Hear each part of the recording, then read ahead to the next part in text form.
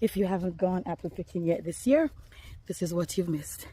Acres and acres of apples of all different kinds. Right now, you can still get apples at Lyman Orchard.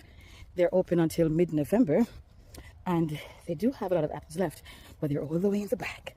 So check that out and have a look at what I got.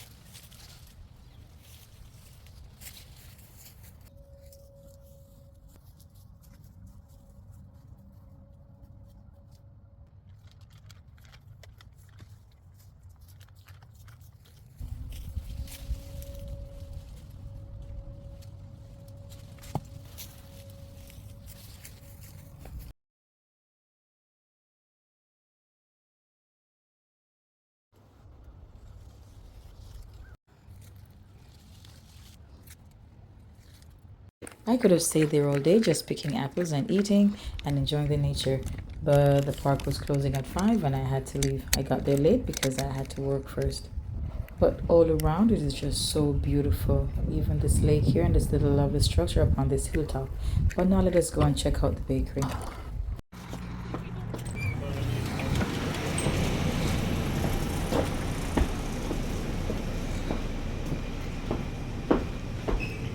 I am here for the honey. Let's see. Here we go.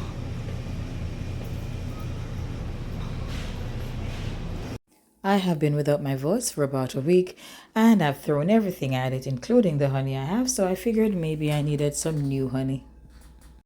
Everything in the bakery looked so delicious I could have just eaten all of it.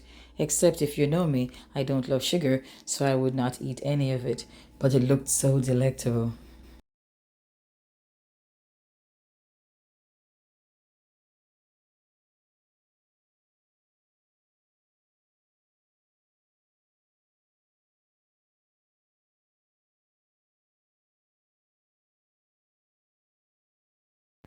I never go to a farm without checking out the jams, jellies, and preserves. Today I'll be getting myself an apple preserve because why not?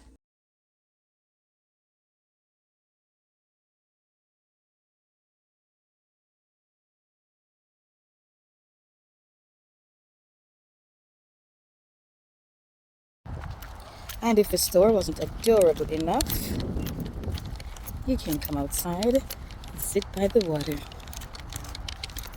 Talk about charming Connecticut.